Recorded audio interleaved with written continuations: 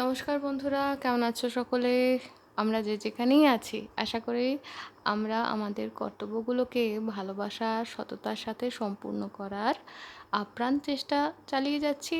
আর আমরা আমাদের এই যে সাধনা, এই সাধনায় মা বাবার আশীর্বাদে, গুরুদেবের কৃপায় আর পরমেশ্বরের ইচ্ছানুসারে সফল হব, এই শুভ কামনা নিয়েই এসো শুরু করি রবিবারের রূপকথা। সাঁওতালি লোককথা নন্দলাল ভট্টাচার্য তাঁর লেখা বা তার সংকলন থেকে নেওয়া আর একটা গল্প পড়ে ফেলবো। আগের দিনকে তো দেখেছিলাম রাজকুমার কি করে বুদ্ধি খরিদ করছে, আর আজকে যে জানবো যে যখন খরগোশ খেত বাঘকে। আরে বাপরে, হতে পারে। আচ্ছা চলো শোনা যাক, জানা যাক। আর আমি চেষ্টা করব, আমি যে কোথায় বইটা রাখলাম, একটা আফ্রিকার রূপকথার একটা বই আমি পেয়েছিলাম, অনেক পুরনো বই। তার অনেকগুলো গল্প আমরা পড়েছিলাম।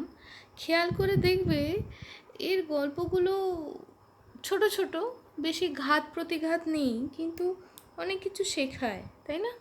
চলো শুরু করি। যখন খরগোশ খেত বাঘকে। সে যুগের নামটা বলা শক্ত, কতদিন আগে যে ছিল যুগটা তাও কেউ জানে না। তবে এটা সত্যি, সে সময় খরগোশে খেত বাঘকে। তা খরগোশ যে যুগে বাঘকে খেত, সেই যুগে এক গাঁয়ে ছিল এক কামার। কামার তার উনুনের আঁচের জন্য কাঠকয়লা তৈরি করতে যেত বনে। সেদিনও গেছে তাই। আর তখনই ঘটল ব্যাপারটা। কামার তার কুড়ুল দিয়ে গাছ কাটছে কাঠকয়লা তৈরি করবে বলে। এমন সময় একটি বাঘ প্রাণীর ভয়ে ছুটতে ছুটতে তার দুপায়ের ফাঁকে ঢুকে পড়ে। কামার দেখে বাঘকে তাড়া করছে আর একটা খরগোশ। বাঘটা করেছে কামারের পায়ের ফাঁকে লুকিয়ে। বাঘটা রয়েছে কামারের পায়ের ফাঁকে লুকিয়ে, আর খরগোশটা এসে তাকে দেখতে পায় না। ভীষণ রেগে গেছে খরগোশ, তাই সে কামার আর বাঘকে ছেড়ে এগিয়ে যায় আরও সামনে।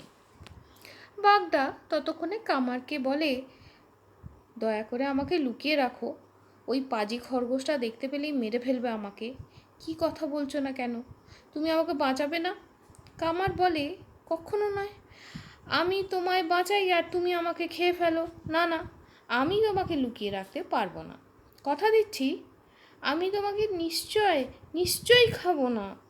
বেশ, তোমাকে আমি বেশ তোমাকে বিশ্বাস করলাম, বিশ্বাস করেই লুকিয়ে রাখছি তোমাকে।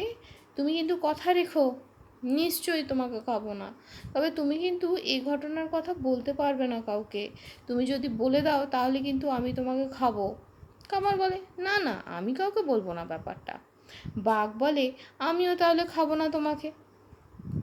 বাঘ আর কামার যখন এসব কথা বলছে, সেই সময়ই খরগোশটা আবার আসে। কামার সঙ্গে সঙ্গে লুকিয়ে ফেলে বাঘকে আর কুড়ুলটা ছুঁড়ে মারে খরগোশকে।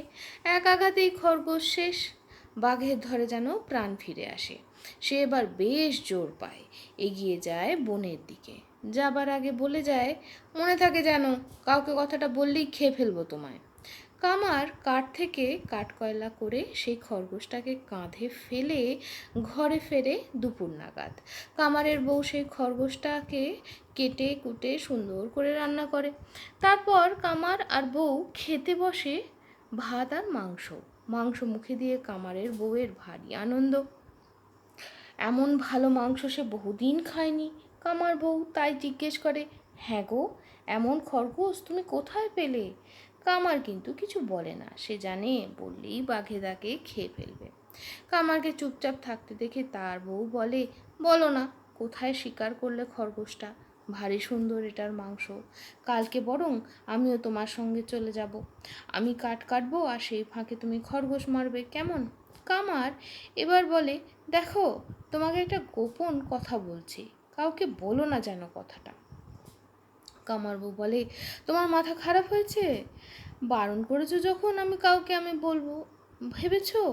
শোনো তবে, আজ একটা ভারী মজার ব্যাপার ঘটেছে। এই বলে কামার বলে, একটা বাঘকে তাড়া করেছিল খরগোশটা।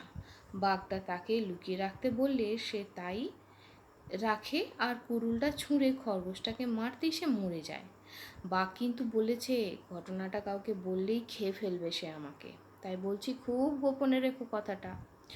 এখন হয়েছে কি, কামার যখন তার বউকে বলছে কথাটা, সেই সময় বাঘটা এসে লুকিয়েছিল তাদের বাড়ির কানাচে, শুনেও ফেলে সেসব কথা। তারপর মনে মনে বলে বসে থাকে সেখানেই। রাত্রি হয়, কামার বউ ঘুমিয়ে পড়ে, আর বাঘও ঘরে ঢুকে টুক করে কামারকে মুখে নিয়ে বেরিয়ে পড়ে। এমনভাবে বাঘটা কামারকে ধরেছিল যে তার গায়ে এতটুকু আঘাত লাগে না। অনেকটা এসে জঙ্গলের মধ্যে বাঘটা কামারকে নামায়। ভয়ে কামার তো ভীষণ কাঁপছে, বিশেষ করে তার পিছন দিকটা কাঁপতে থাকে খুব। বাঘ কিন্তু তা দেখে অবাক। সে বলে, এই তোমার পেছন দিকটা অত কাঁপছে কেন? কামারের মাথায় বুদ্ধি খেলে যায়। সে বলে, আমি তো খরগোশটাকে পেটের মধ্যে চালান করেছি, এখন খরগোশটা আমার পেছন দিক থেকে বেরিয়ে আসতে চাইছে, তাই এমন কাঁপছে। খরগোশের নাম শুনেই ভয় পায় বাঘ। বলে, তুমি এক্ষুনি ওটাকে ছেড়ো না জানো। হ্যাঁ, তুমি এক্ষুনি ওটাকে ছেড়ো না জানো, আমি দূরে চলে যাই, তারপর তুমি ছেড়ো।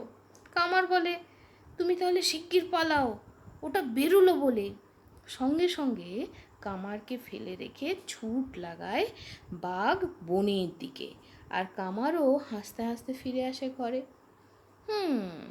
তো আজকের গল্প তো এখানেই শেষ। তাহলে কি জানলাম, কি শিখলাম?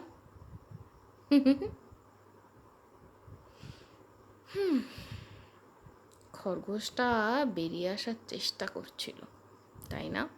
তাহলে সাহায্য সবাইকেই করতে হয়। সবাইকে যখন সাহায্য করব বলে ঠিক করছি, সেই সবার মধ্যে কিন্তু নিজেকেও রাখতে হবে। কেমন? তাহলে আজ এই অবধি, তাহলে আজ আসি, টাটা।